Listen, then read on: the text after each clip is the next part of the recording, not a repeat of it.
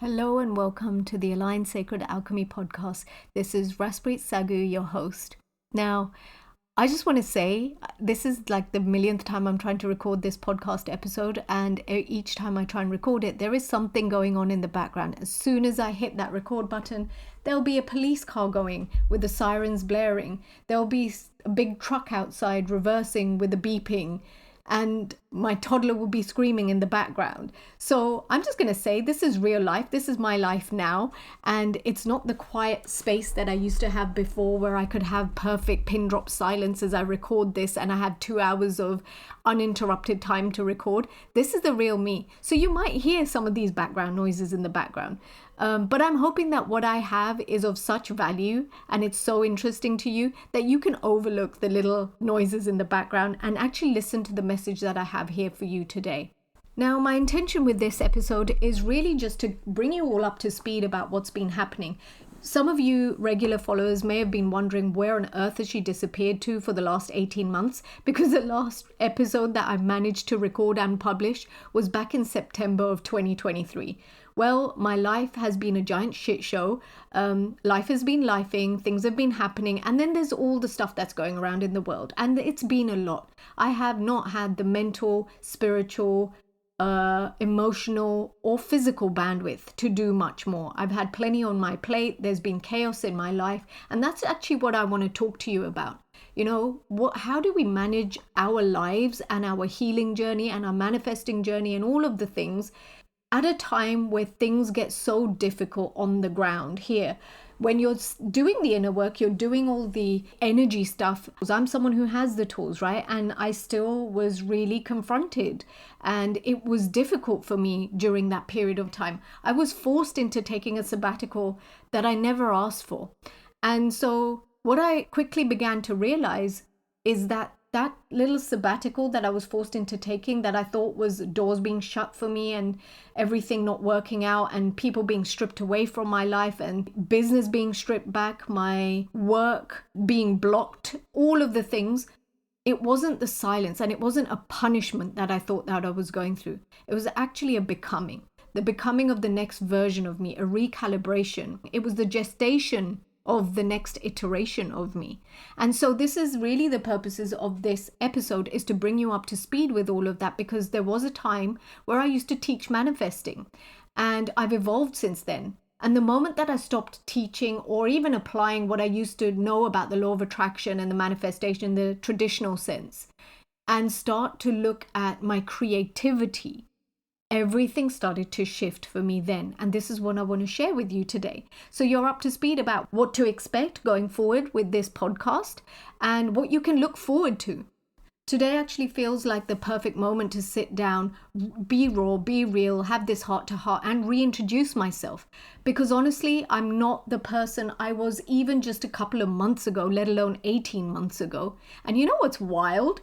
It's almost my birthday. A few days from now, depending on when you're listening to this, it's going to mark the birthday of this podcast. This podcast I launched back in 2021 on my birthday in April. And as I reflect on who I was back then and what I was doing and my intentions, I thought I knew what I was building. I thought I knew who I was becoming. And wow, I look back and I feel, oh, you're so sweet, Ras, little Ras back in 2021 who thought she had it all figured out. I didn't. I don't think I even have it all figured out now, to be honest with you, but I have wisdom on my side now. I have gone through an evolution and there are things that I have seen that I just simply cannot unsee, which is why I stopped teaching manifesting in the way that I used to teach it, even though there was a time in my life where I fully believed in it and fully believed that it worked, because it did, to a degree anyway. And I don't know if you've ever experienced this, you know, with the law of attraction, with the healing, with all the other things that you may have already done. It works until it doesn't work. There's like, you have this, I guess, spiritual high of when things are actually working, because maybe you learn a new concept, maybe you learn a different modality, maybe you have a reading or whatever it is that you're doing. And it gives you this kind of spiritual high where you feel like anything's possible and you feel like, wow, things are actually working, and you start seeing evidence of things working. But then after a while, it kind of slows down before it plateaus, and then you stagnate, and then you think, what's wrong? What's wrong? Now you're looking for the next thing. Where can I get my next hit? Where can I get my next fix? And honestly, that's, I think, where I was. And I'd been caught up in this cycle for many, many years. And I think at that point, the universe probably just decided to shake me by the shoulders and say, hey, Ras, stop doing that. There's a reason why all those things are not working. There's a reason that they can only take you so far. And that's what I want to share with you. So if you feel like everything's falling apart, where every door that you're knocking on is being slammed in your face, where all your efforts seem to be fruitless and you feeling stuck and stagnated, thinking, when's it my time? Haven't I been through enough now? When does it get better for me? Why can't the universe just cut me some slack and give me a break? Please listen to all of this episode right to the very end, because this was made for women like you in mind. Whereas mainstream self-help over glamorizes healing, I'm here to cut through the BS and give you the truth. Healing isn't always love and light. In fact, a very good friend of mine used to say to me, your shit gets the loudest as it's leaving, Ras. And that is so true. So if everything feels heavy, it's messy, it's painful right now, please know you're not broken. You're becoming the next iteration of you that your soul path needs to fulfill what you came here to do. And this is something that I have personally learned, experienced, and now embodied in the last 3 years. And I'm sure this is not going to be the end of it. I'm sure this is like just the next step before my next evolution, because this is an ongoing process and we always get to evolve. But I know that this is like me coming out of this lull, of this gestation period. And there are things that I want to share with you that maybe will help you if you are feeling frustrated, because all the tools, all the things you're trying so far have worked to a certain degree, but not beyond that.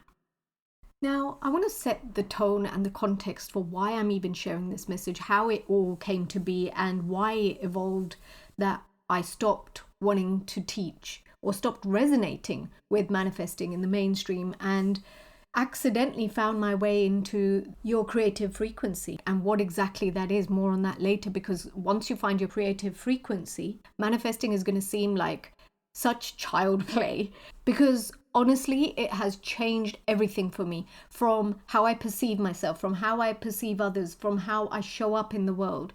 I am no longer hustling. I am no longer trying to do things for the likes or for the acknowledgement or for someone else to pat me on the back. I'm not waiting for others to celebrate me anymore. You know, that's a huge thing for me, because as somebody who has gone her whole life waiting for approval from others, waiting for others to acknowledge her, it's been a massive breakthrough for me.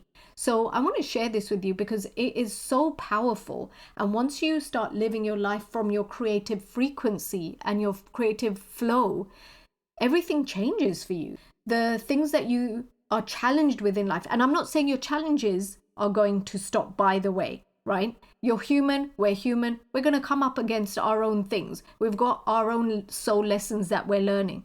But what can happen is, instead of having the suffering and pain that usually comes with your soul lessons or, balancing karma, completing karmic loops with certain people, certain individuals here, instead of all of that, you can have peace while you're doing all of that. So you will have your challenges. It's not that your challenges magically disappear, but what happens is you start to get creative solutions to your challenges. You start to see ways around it. You start to have this level of acceptance, which is actually even more powerful than forgiveness. And I'm sure that if you've done any sort of inner work, you will probably know the power of forgiveness. And this, I believe, is like the next step from being able to forgive yourself or being able to forgive others. All of that. That helps. Yeah, of course it does. But what about when there's resistance? What about when you are resisting the things that are happening in your life? And why I'm saying this is because it used to happen to me over the last 3 years. And I see it now. I couldn't see it when I was in the thick of it. So I share this with you and invite you to look at where this might be happening in your own life, so you can see the patterns, so you can see what's actually going on behind the scenes, and you will hopefully by the end of this episode understand where it is that you need to tackle the actual root problem rather than doing all of this surface level work or doing this work that's actually distracting you from what really needs to be addressed. So before I get into all of that, I want to talk about the deeper truth about manifesting that I came to realize. And it was one night where I was sitting, with my heartbreak, my grief, my exhaustion. I was so exhausted. I was running around looking after everybody, taking care of everybody's needs, and having very little time for myself. And life just felt really unfair. So one night I was sitting with all of this and I was calling out to my guides or the universe, God, and I heard words that shook me awake. What if life isn't about manifesting, alchemy, or transformation at all? What if that idea was planted in your head to distract you from what you're truly here for? So my guides told me to consider this. There are many people before you that have died without actualizing all their dreams, and many more probably will. And that's not because they failed or that it was never meant for them, but because that was never the point. Maybe, just maybe, your dreams, your power, your life itself has been commodified. Maybe you were sold a watered down version of manifesting, one that keeps you distracted, chasing, consuming, instead of living. Because this is what I was finding, that with these mainstream teachings, that's exactly what was happening. And as I started to realize this and look around in my own life, where I was getting obsessed with, I need to always be talking positive. I need to focus on what I truly want. I need to do this. I need to do that. I need to do more healing. I need to do more digging around this thing. It took me away from being present, from actually living my life. And so what used to happen was I would weaponize manifesting against myself. And I see this a lot in my clients as well, where you have this dream, right? You have this vision. And if it doesn't materialize for you, if it doesn't manifest for you, you start beating yourself up. You start using that as a tool of self-flagellation, of I'm not good enough. There's still more I need to do. There's still more I need to fix. I'm so stupid. Why can't I have it? Because you start comparing yourself with others who are using the same tools and techniques, and it's happening for them, but it's not happening for you. So therefore it must be you, right? So this is just another tool that we start to use against ourselves. But consider this. If something was truly meant for you, would it feel so damn hard to chase? And would you have to chase it all the time, right? Where's that dream house? Like, think about anything that you have written in your manifesting list at any point, or put on your vision board at any point. Was it a dream house? If so, where is that dream house now? Where's the perfect love story you've journaled for years because you know exactly what you want? You did everything that they told you to do. Be specific. Call in your specific person, do this and do that, and you've done it all, and yet where is the specific person? Where is this soulmate relationship? Or maybe you did attract somebody and now you're looking at your partner thinking, wow, this isn't what I was expecting. This isn't what I signed up for, right? I know that if you're here, the likelihood is that you've probably done some degree of inner work. You've probably done affirmations along the way, or the visualizations, the mindset shifts, the healing, whatever else. And yet it just feels out of reach. But no, what about the little things? Now, this is what I want you to pay attention to now in your life.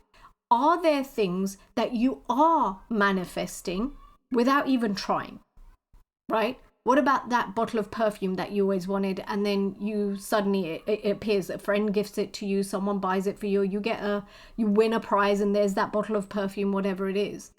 Or maybe it's a free coffee, or maybe it's that extra £10 in your account where you got a refund from a random person that you weren't even expecting, right?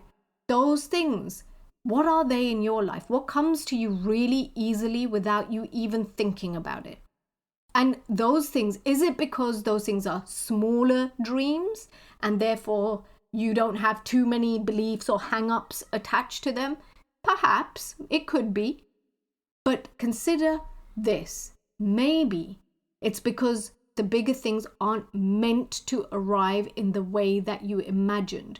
Because one of the things that this manifesting industry has done is it has over glamorized what life should look like, right? And then when we have reality shows like the Kardashians and all of these different reality shows, we have this expectation of what life is, what a success measure is for us, right? But how much of that is actually yours? How much of that is actually aligned with your soul? How much of that is actually aligned with your path and your purpose in this lifetime? Is that really what is going to fulfill you on a soul level, right? Consider that. I invite you to really, really reflect on this, because maybe the life you actually needed has already manifested. But because it doesn't look like what it is on those reality TV shows or the perfectly curated Instagram grids that you see, or that Pinterest vision board that you made up, you don't see it. But the thing is, your soul chose a lineage, one that is rooted in concepts of kismet, karam, dharam. And for you, it may be other things, right? Think about what it is for you. But the mainstream ways that you've been following have inadvertently taught you to erase those parts of you. So all that ancient wisdom that you and your ancestors had, and your ancestors want to pass down to you, cannot be passed down. Because when you reject your roots, you dilute your power. Maybe you were never here to manifest more, to manifest bigger and better. Maybe you were here to become who you came here to be, whether or not that checklist gets ticked off or not. Maybe the real question isn't, what can I get next? But instead should be, how happy can I be with or without getting what I want? How present can I stay even when life doesn't match the vision in my mind? How willing am I to see what I already have as sacred, as a gift? And that, my friends, was the beginning of a whole new chapter in my life. And that is why I stopped teaching manifesting. And I want to acknowledge that I used to teach manifesting in the mainstream way. Don't get me wrong. And there is a lot of value to it. And I do not regret what I used to teach. But there has been a very intentional reason behind why I've stopped teaching the way that I once used to. And I honor that part of my life, that part of my path. It wasn't wrong. I actually needed to go through all of that. I needed to teach that way to get me to where I am right now. So if you're sitting there thinking, oh my God, I should never have done this. I no longer resonate with what I used to do then. I wasted so much time, so much money, blah, blah, blah. Or you have any kind of shame or judgment or self-criticism around it, please don't. Because you needed those things. Your soul called for those experiences so that you could get the learning and discover that that wasn't quite in alignment with you, and you needed to fine-tune something, because there was something even within that experience of learning those things in a way that you may no longer resonate with, that you needed to have in order for a soul level learning. All right? It was necessary. So as I started to reconnect to my roots after doing a lot of this inner reflection, and the reason I was able to do this inner reflection, let me not kid you, is because I was literally forced by the universe. Like, I used to have this offering translate that you may have heard me speak about, and I had to make such a soul crushing at the time decision to close the doors to translate. I had members in there. I loved them to bits. My translate community is like, I still have such happy and fond memories of all of the people, all of my little translate family. I love them still. I keep in touch with them. And it was really, really difficult to say, I want to close doors. And my community was amazing. These people, they were so supportive, they were so understanding, and they were like, it's okay, Ras, it's fine. We get that you're going through a few things right now, but we're still here. It was me who couldn't find it within my integrity to keep taking money for a service that I just knew I did not have the bandwidth to deliver. So with a really heavy heart, I had to shut the doors to translate. And so if you're looking for it, it's no longer open, not for now anyway, maybe in the future, but not now. Anyway, I digress. The reason why I was talking about translate is I was forced to shut translate down. This was something that I was holding on, clinging on to, resisting for a very long time before I actually did it.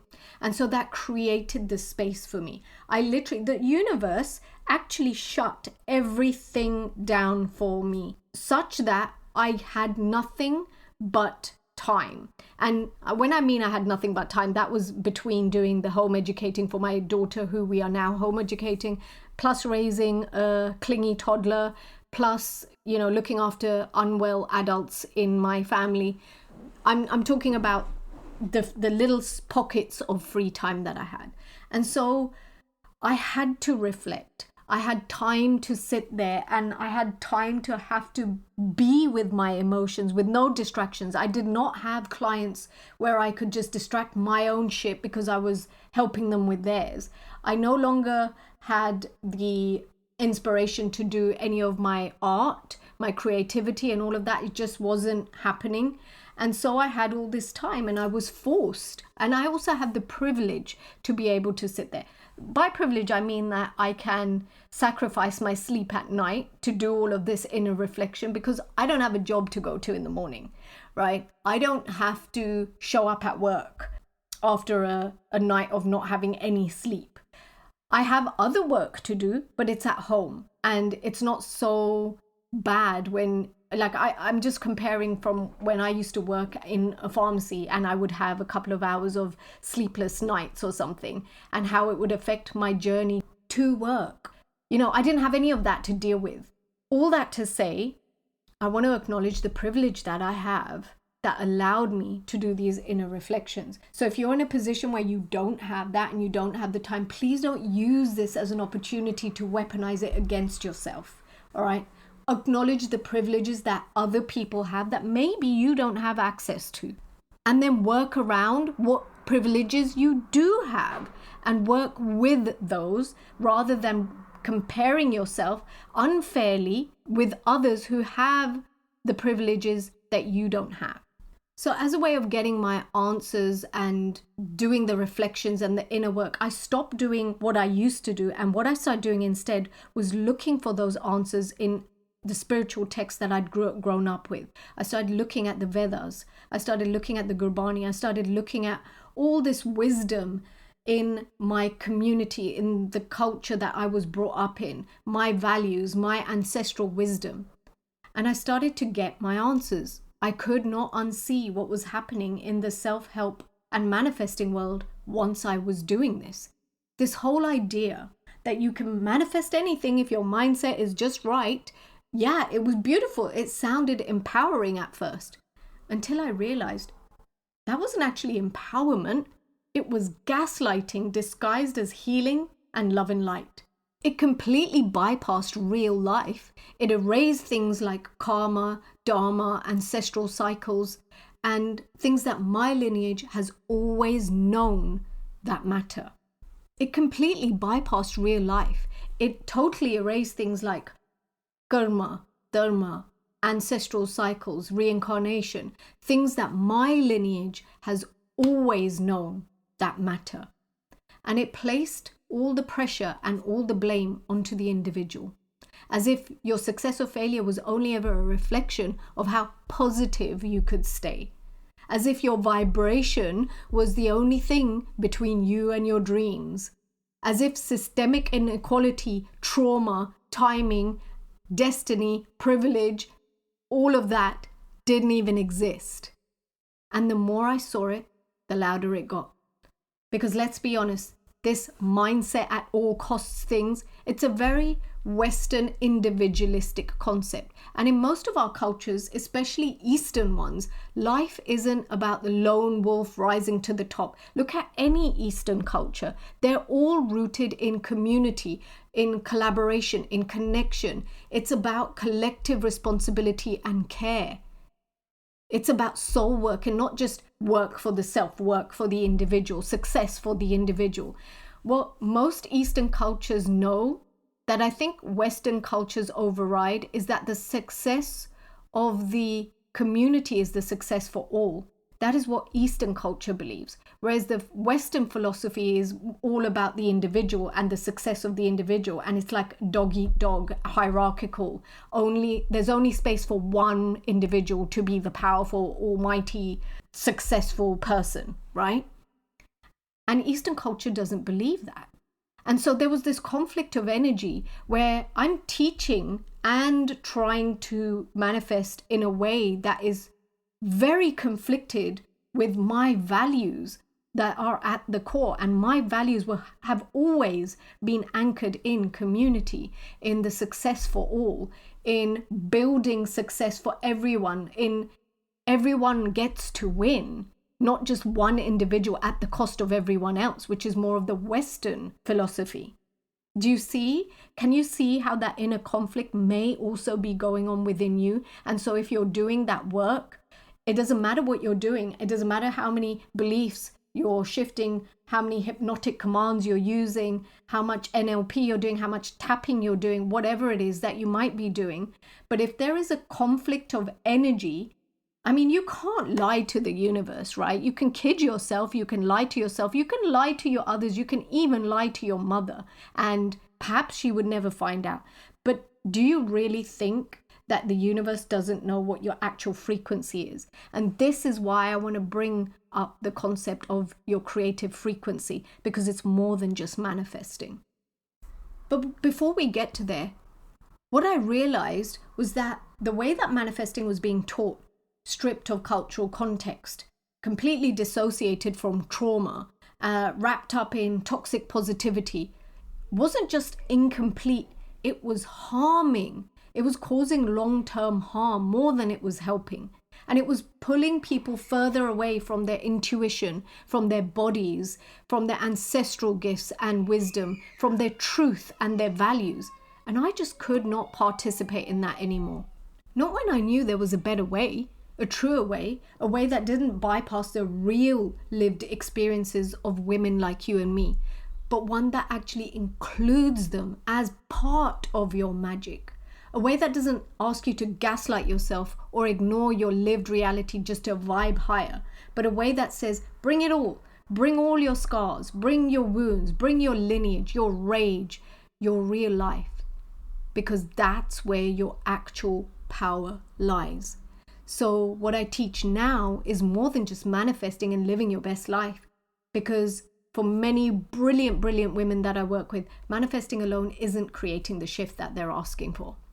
So what I teach now is tapping into your creative frequency, because your creative frequency is your soul's unique energetic signature. It's how you live, how you love, how you heal, how you create, and how you move through the world.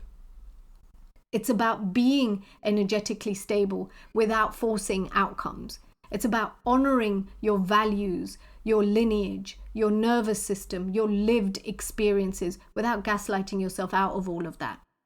It's about creating a life that's rooted, it's sacral, it's real, and it's not performative. Because when your creative frequency is clear, life feels connected even throughout your challenges, even throughout your hardships. But when it's blocked by survival mode or overgiving, by exhaustion, or by that bypassing culture we've talked about, then your life feels stuck. But you were never broken. You've just been bracing for the next drama, the next disappointment, the next thing, the next shoe to fall off the other foot.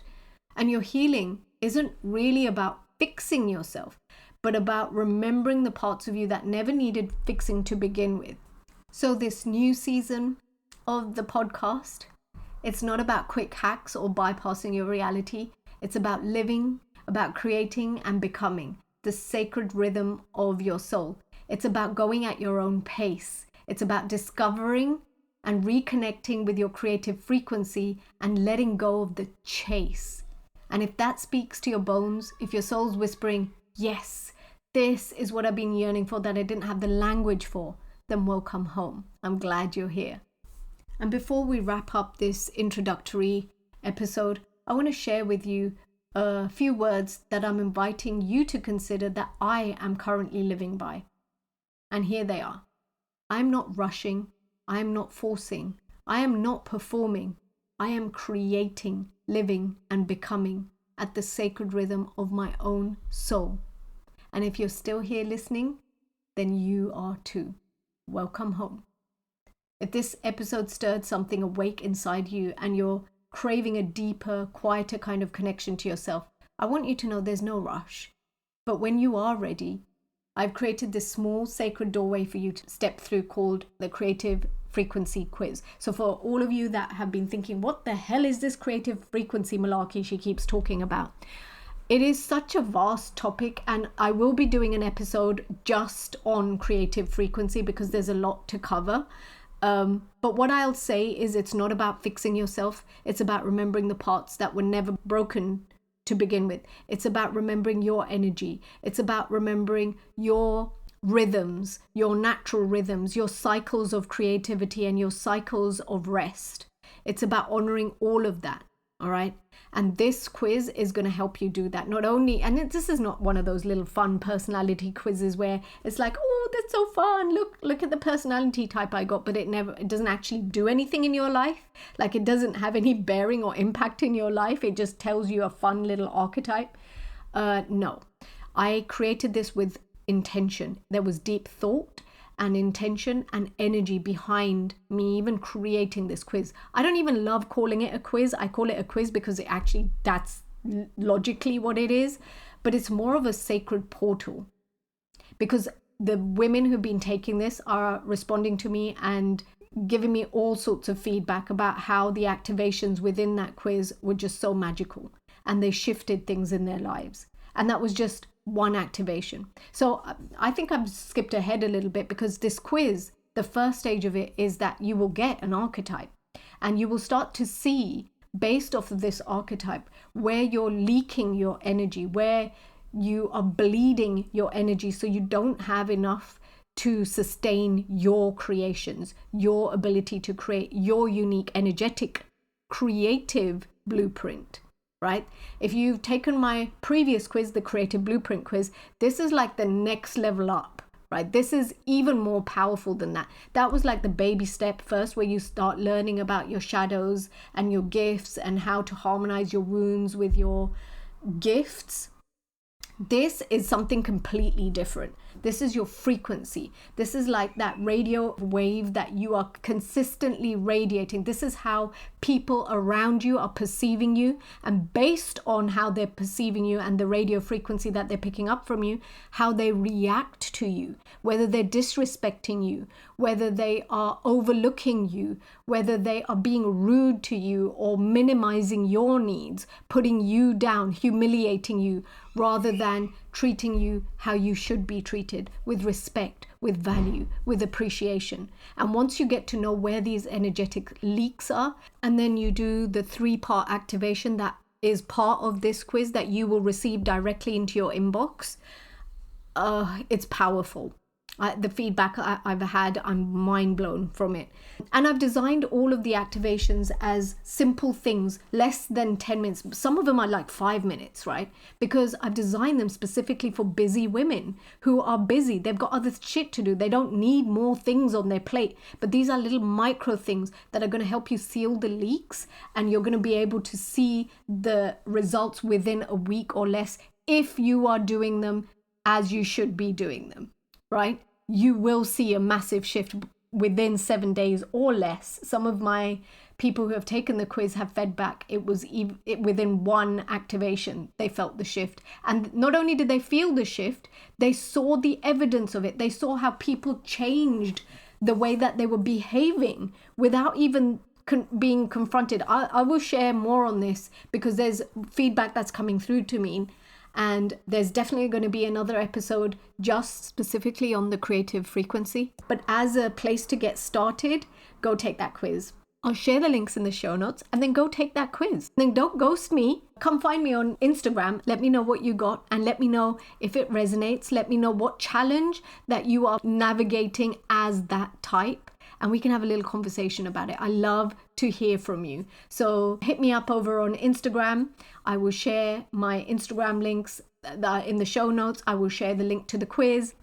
And whether you take the quiz today, tomorrow, or never, please know just by being here, just by breathing, just by staying on your path, you're already doing the real work.